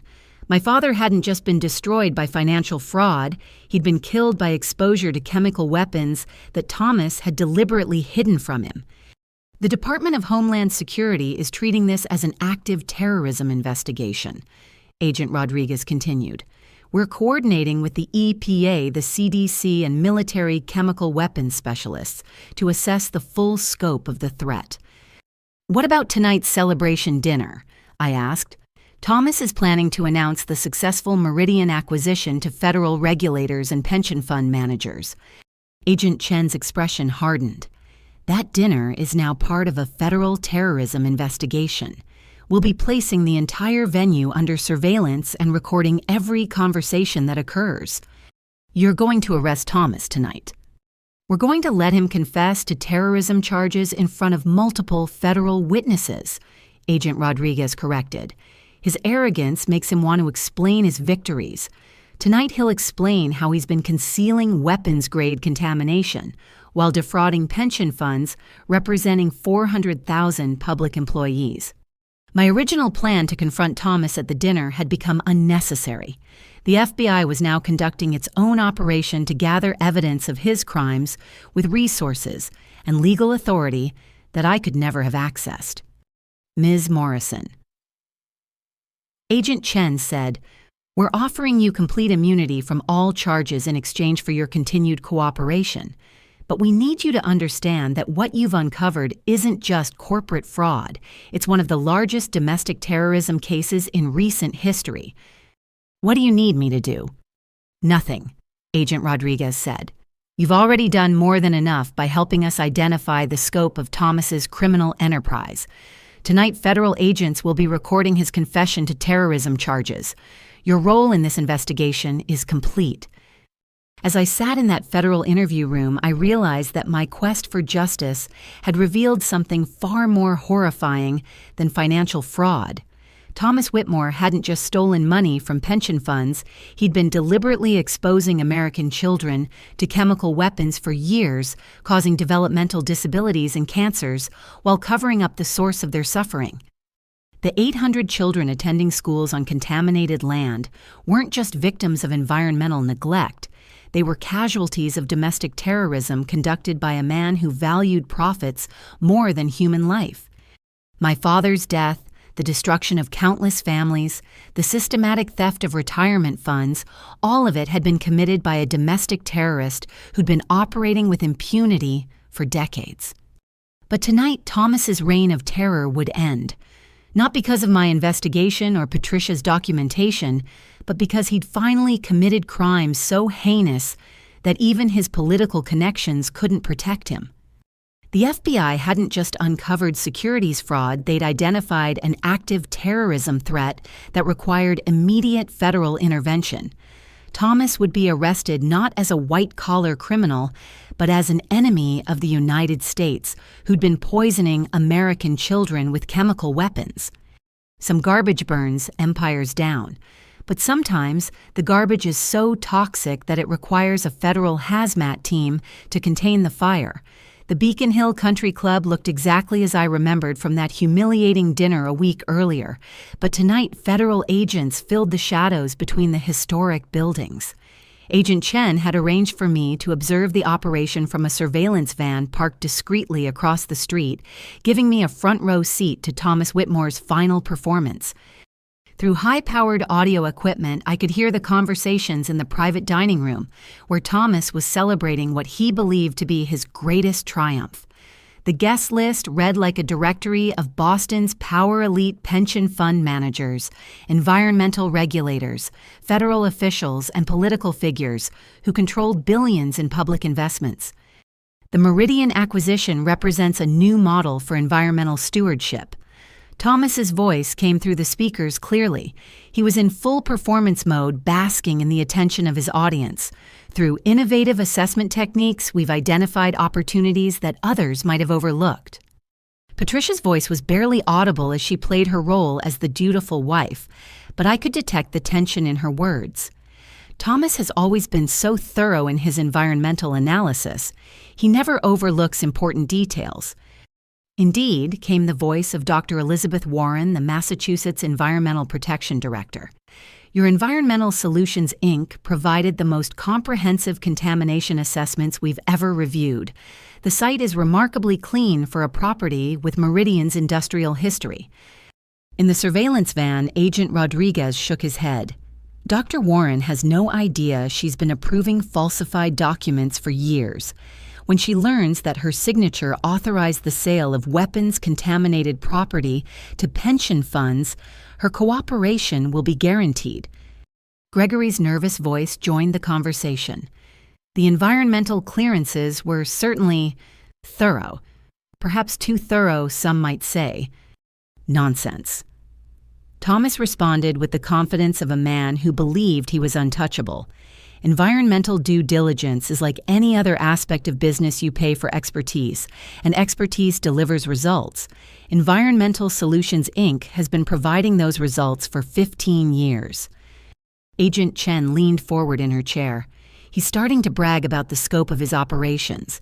Give him a few more minutes and he'll confess to everything. The conversation in the dining room continued as Thomas held court explaining his philosophy of creative environmental management to an audience that included the very federal officials who would soon be arresting him.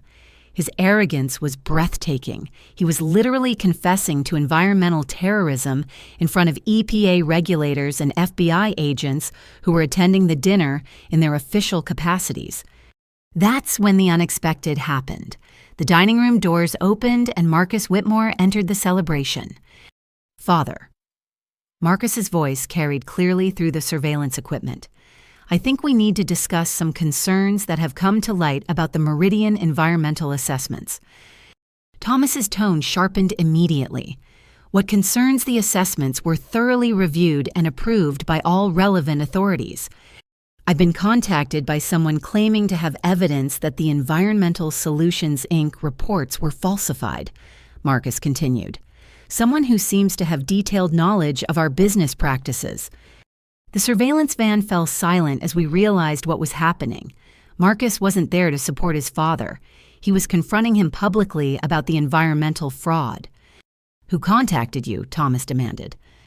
A former employee of Davidson & Associates who claims you've been systematically defrauding investors through falsified environmental reports.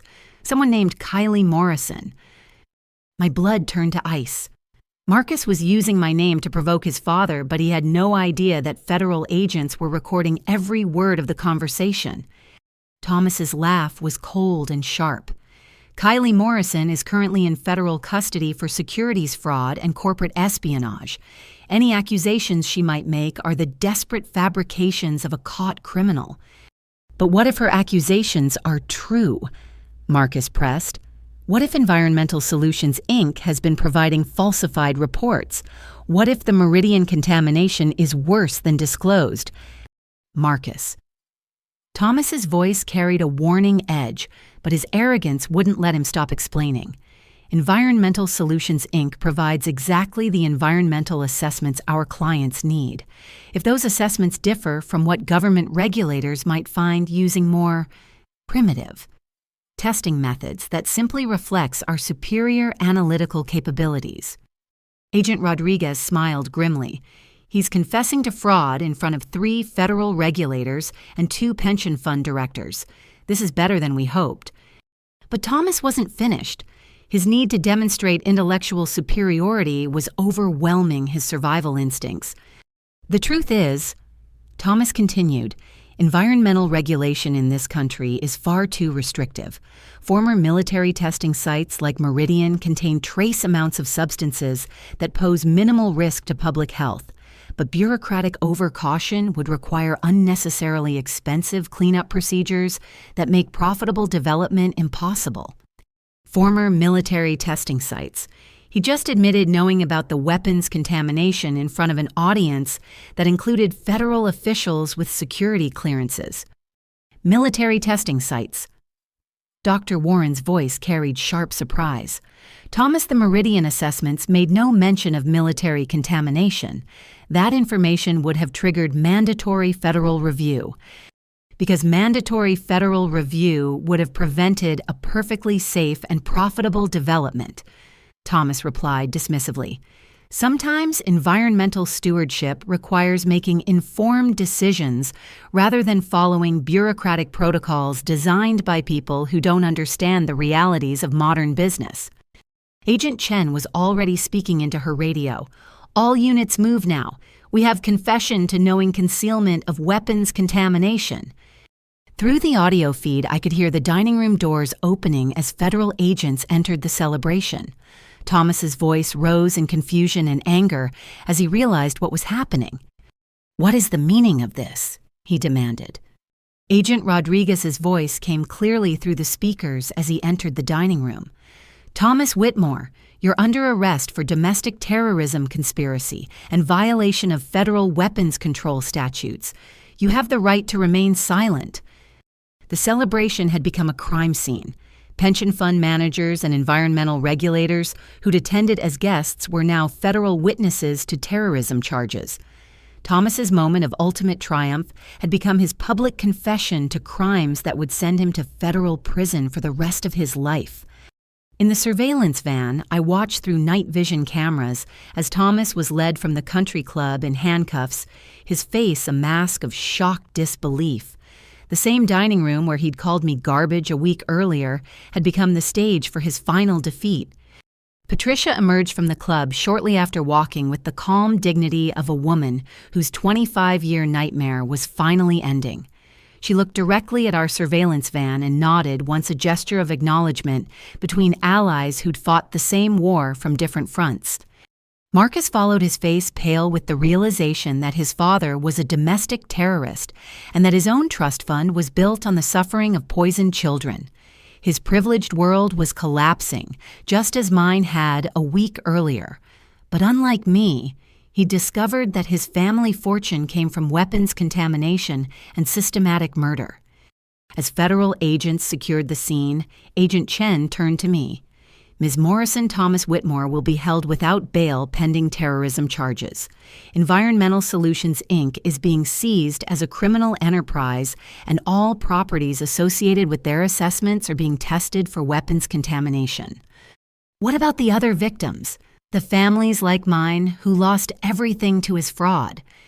Victim compensation will be handled through the Federal Terrorism Victim Assistance Program, Agent Rodriguez replied. The amounts will be substantially higher than typical white-collar crime restitution because of the terrorism classification.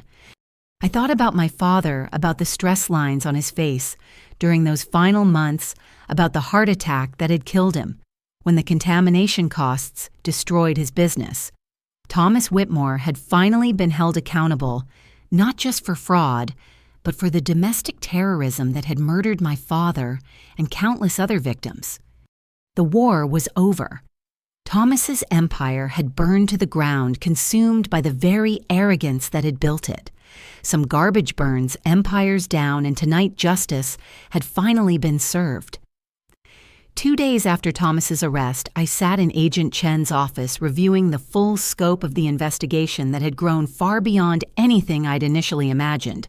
The terrorism charges had triggered a federal task force involving the FBI, Homeland Security, the EPA, and military chemical weapons specialists. What they'd discovered was a criminal enterprise that had operated for over 2 decades.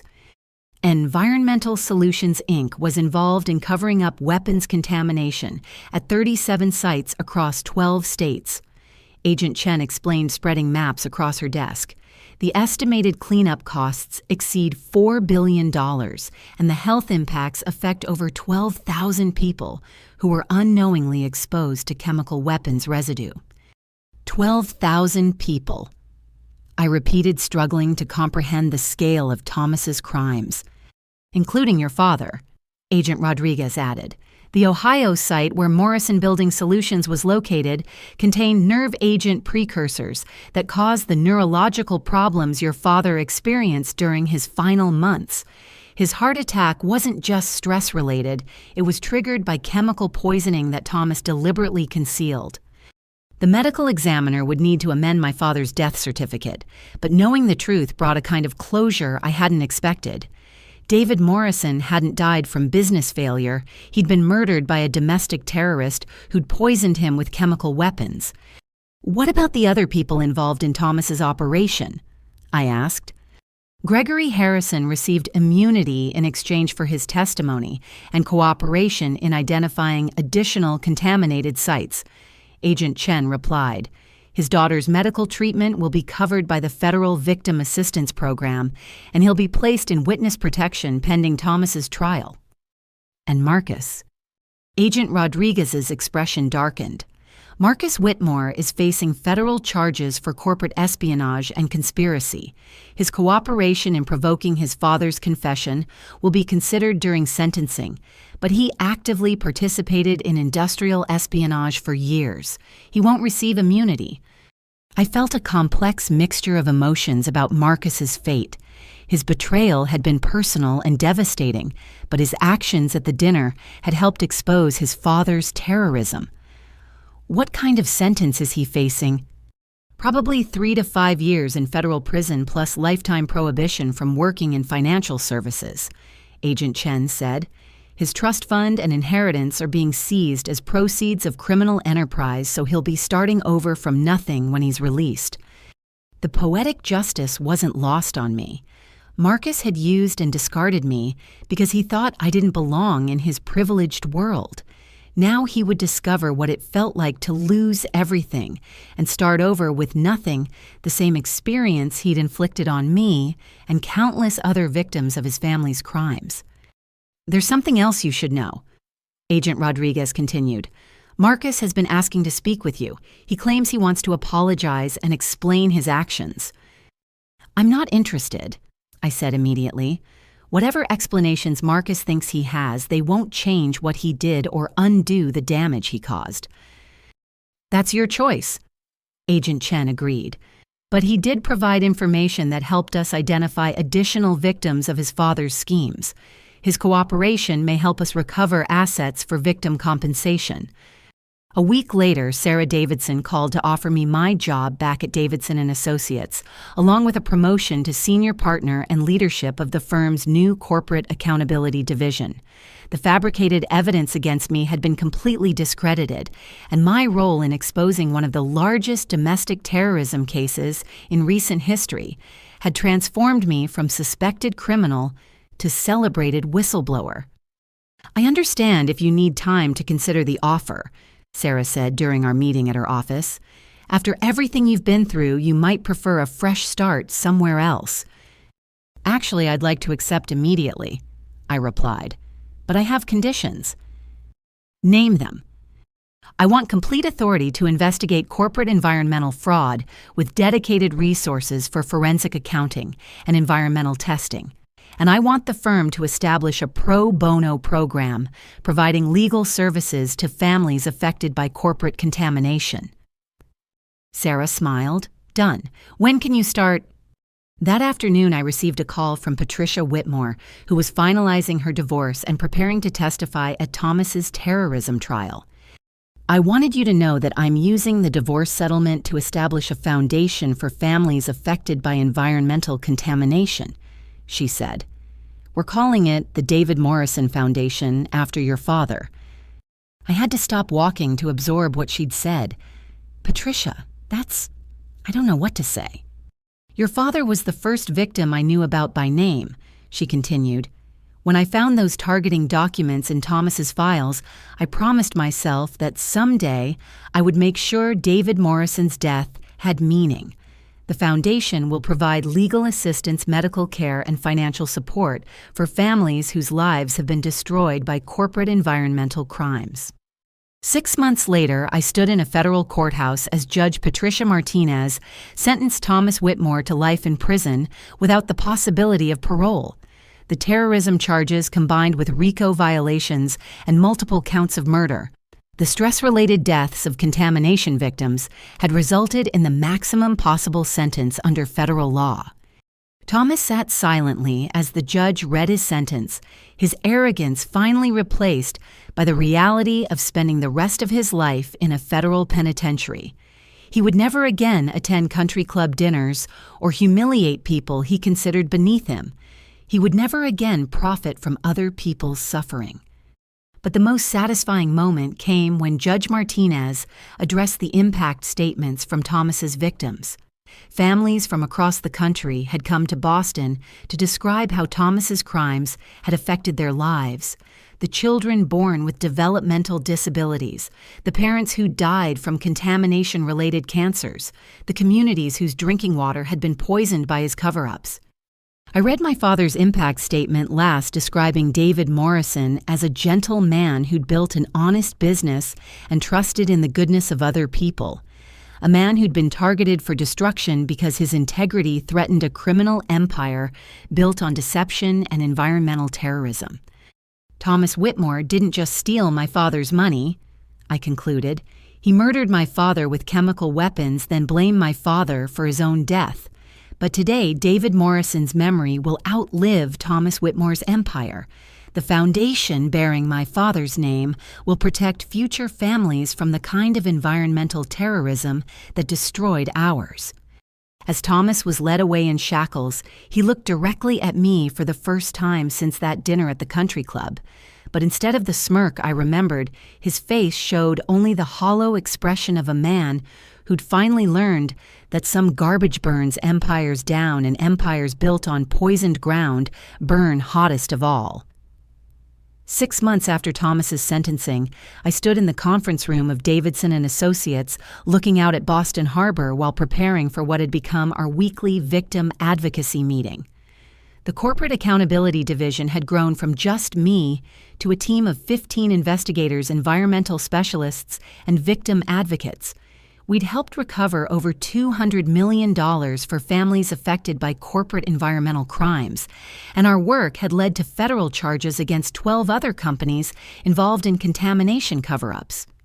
The David Morrison Foundation, funded by Patricia's divorce settlement and donations from grateful families, had become one of the most effective advocacy organizations in the country. We'd helped pass new federal legislation requiring real-time monitoring of contaminated sites, established medical screening programs for contamination victims, and created a database that helped investigators identify patterns of corporate environmental terrorism. My phone buzzed with a text from Agent Chen. Meridian site cleanup ahead of schedule. Schools will reopen next month with full safety certification. Thought you'd want to know the 800 kids are finally safe. 800 children who would never know how close they'd come to lifelong disability because of Thomas's greed. Their safety was the real victory.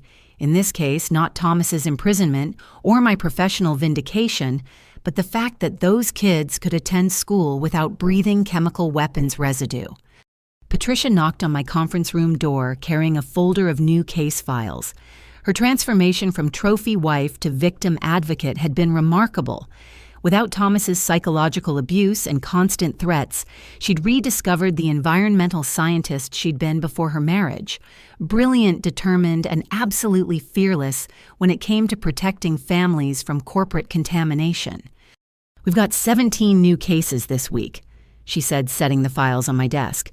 3 from Texas involving oil companies, 2 from Michigan involving auto manufacturers, and 12 from various states involving real estate developers.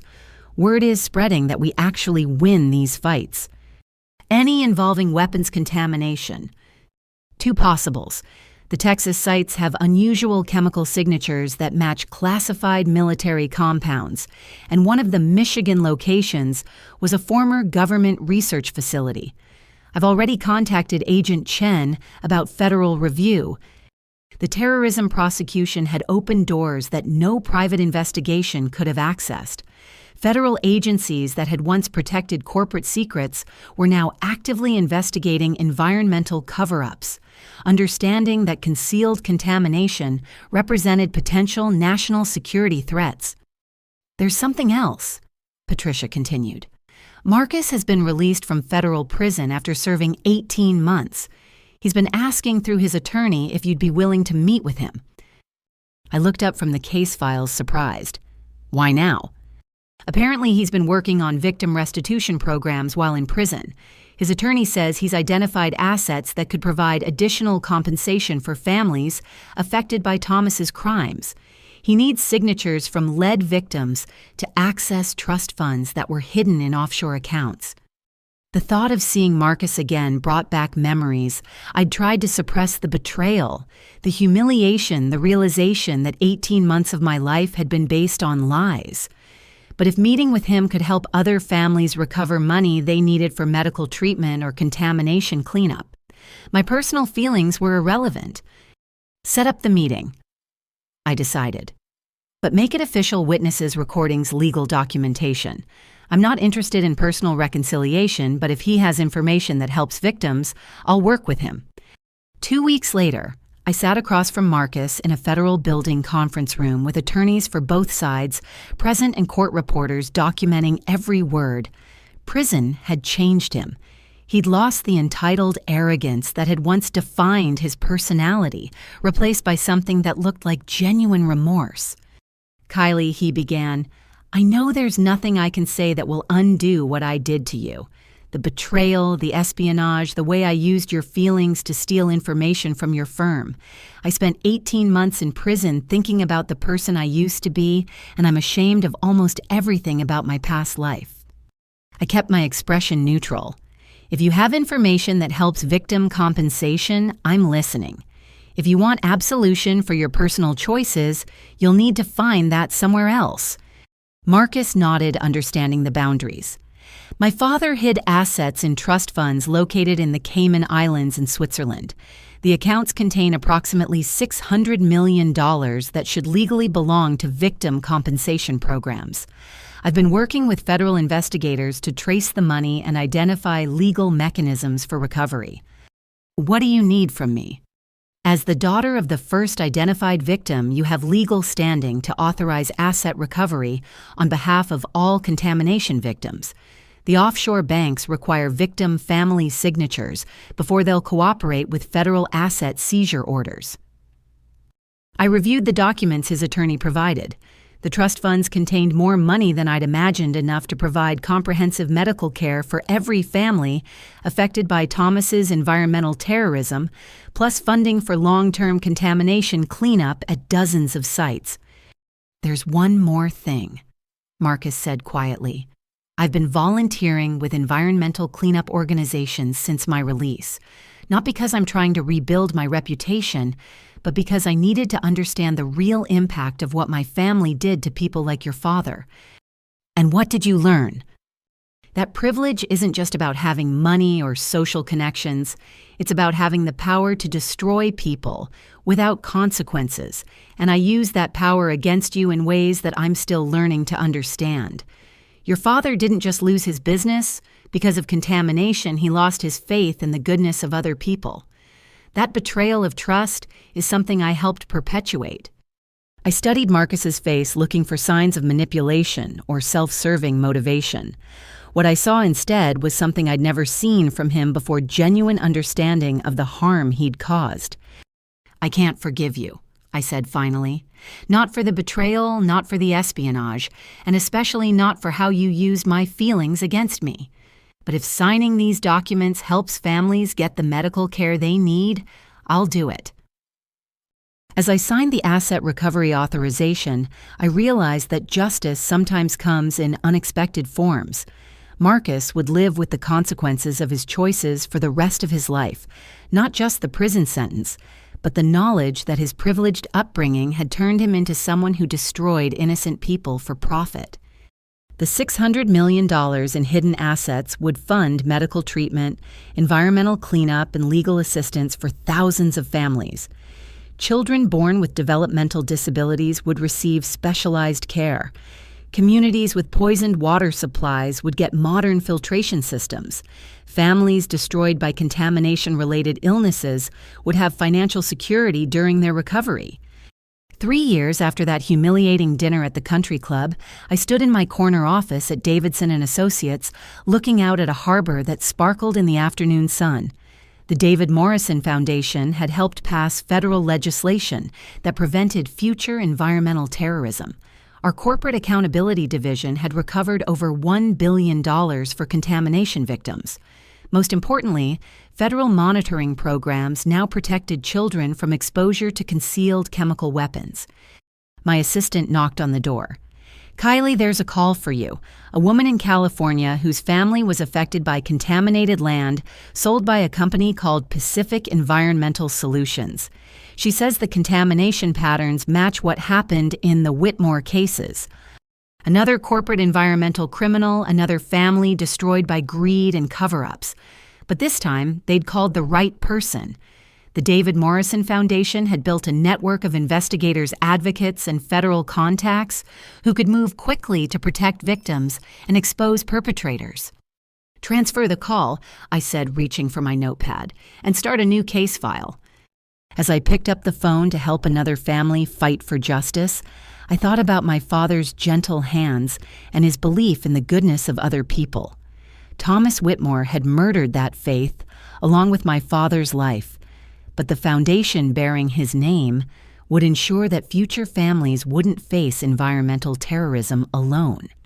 Some garbage burns empires down, but from those ashes, David Morrison's legacy had grown into a movement that protected innocent people from corporate environmental crimes. Thomas's greatest crime had become his ultimate defeat, and my father's memory had become a shield protecting thousands of other families. The woman in California was crying as she described her daughter's illness and her family's financial devastation. But she'd called the right number, and she would discover that David Morrison's daughter had spent 3 years building an army of advocates who never forgot that behind every contamination case was a family that deserved justice, protection, and hope for the future. That's what real strength looks like, not the power to destroy people, but the determination to protect them. And that's a lesson Thomas Whitmore would have plenty of time to contemplate during the rest of his life in federal prison. Have you ever experienced a moment when someone's cruelty actually made you stronger? When someone underestimated you so completely that their attack became the catalyst for your greatest victory? I'd love to hear your stories of turning betrayal into triumph in the comments below. And if this story resonated with you, please like this video, subscribe for more stories of justice and redemption, and share it with anyone who needs a reminder that sometimes the people who try to destroy us end up giving us the power to build something better. Thank you for listening to David Morrison's story, and remember, never let anyone convince you that you don't deserve justice, respect, and the chance to fight for what's right.